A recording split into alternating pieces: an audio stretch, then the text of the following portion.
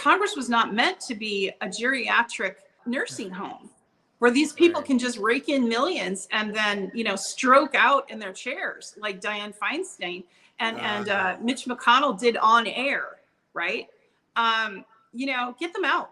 Get them out, but get people in that are good, because look at Gavin Newsom. Gavin Newsom is horrendous, terrible. And I have a feeling, this is my theory, so I don't know if it's true, but it's just being from California.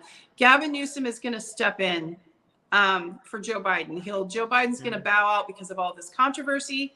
He's going to have to, for medical reasons or for whatever. He's going to have to resign or step down, and Gavin Newsom is the placeholder. I don't know what's going to happen with Kamala Harris, but I know they're not going to doing like these weird polls, and that's a tell that the establishment is doing. You see a poll, they're like, "Hey, for some reason, we did a hypothetical between Gavin Newsom and Trump." Like, they're not doing that for no fucking reason. Do you know what Gavin Newsom did today? Did you see the article? Gavin Newsom is I did. Passing along we're going to cover to it. remove Trump from the ballot. I can put it up now. I'll put it up now. Yeah, I'll put it up now. But go ahead, Tara. You were going to say, or can you repeat that for the audience to hear? Yeah, Gavin Newsom, I guess he's just getting rid of political opposition, which is so democratic, right? He basically is passing along, California is introducing it into the assembly to remove Donald Trump from ballots in California. California is a huge state. It's a huge swing state right now. So if other governors follow suit, there is no democracy in the U.S. And I want you guys to know, like, there have been Democrats that been on TV. CJ, you probably seen a few of these segments as well, where they just openly saying, I think that Trump should be banned from running. Right. Can you imagine what they would do if they had truly unlimited power? You would see straight up fascism, they will straight up ban people. But that's where they're heading. If they start being able to remove people from the ballot, before, right, they were removing Bernie Sanders, they're removing Green Party, they're removing Third Party. But now they're going to remove a Republican? That's going to start. We're looking at a very dangerous time in the country. I think people are not going to have it. Yeah, this is our brother Nico House. I see you put it up there, CJ. Yeah, I was just about to. I haven't seen it. I'm just about to show the first time. Gavin Newsom. Let me read the headline. No, go ahead, CJ. Oh, you were going to do it. Oh, yeah.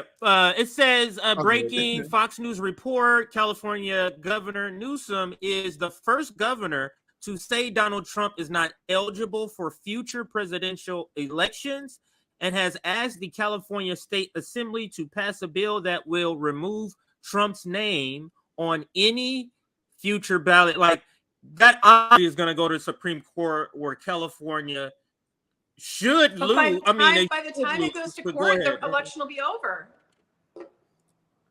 Yeah, right. People, they're trying to induce. This is going to induce violence, though. Exactly. Like that's what they going want. To induce.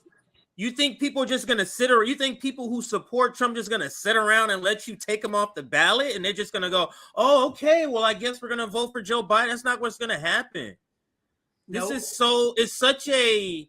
And the same thing what they're doing with Trump. I don't mean to divert the conversation, but the same thing they're doing with Trump with these charges. What do you think people are going to do? 91. Yeah, people are going to get upset. Go ahead.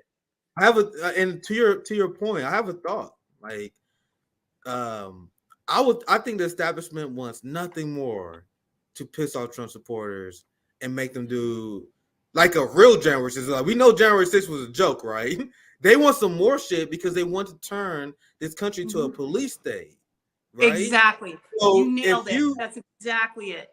Right so if you piss off Trump supporters by locking his person up, doing in a very fascistic way, the same thing that would make them call for regime change in another country, locking up their political opponent. They're doing that because they know it would elicit an extreme response from the 3%. And what I mean by that is if you take 25% of the population that Trump supporters and then take the most radical percent of them, take the most radical 5% of Trump supporters, they're going to do some shit. I don't think most of them are, but they hoping that 5% they can get some white nationalists to do another tiki torch march or some shit. Then they can pass another police bill. They can pass another Capitol Police bill. That's exactly what they want. Surveillance. I had the thought based on what you said, CJ. They want to pick these people so they can we need to give the police, we need to get more spying power so the Trumpers can protect you. Exactly. It'll set up the scenario they want. You're absolutely right. That's what I was going to say. It's going to set up that scenario to say, oh, this is why we got to have tanks in the street. This is why everyone's going to have face recognition. This is why we've got to have, the money attached to definitely gonna do it. What your activities are, your CBDC. It's all got to be controlled because that's what it is. They're going for complete control. Yeah. And, so how do we fight against that though, Tara? Is it doing shows? Is it having these international sort of, because that's what this is here. You're in Moscow, we're in the United States, having these international sort of discussions, getting the word out, because we're not going to get it in news. We're not going to get it in print, corporate print. I think getting the word out is the most important thing we need to do. Getting the word out, supporting your network, supporting INN, supporting Savvies, supporting everyone who's trying to get an anti-war voice out there, like antiwar.com. Like, I don't know why more people don't read that. Seymour Hersh, like, support these journalists and, Gray Zone, like all of them that are trying to get through the anti-imperialist message. You may not agree with them on everything, right? Like you may not agree with every single thing that they do. Like, I just did a critique of Gray Zone and then apologized. I felt like I was a little too rough on them because frankly, they need the fundraising. I want Wyatt Reade to be having a full-time salary there. I want, to see his articles. He's brilliant. And so is Max Blumenthal and so are the rest of them. And, but my point is that we can get into these small little firefights between ourselves, but there's only a few of us that are truly anti-imperialist, that are truly getting our voice out there. And they're picking us off one by one. I mean, I'm exiled to Russia, but actually it's a blessing, right? Because I'm able to do more work. So I can still do my work now. So whatever.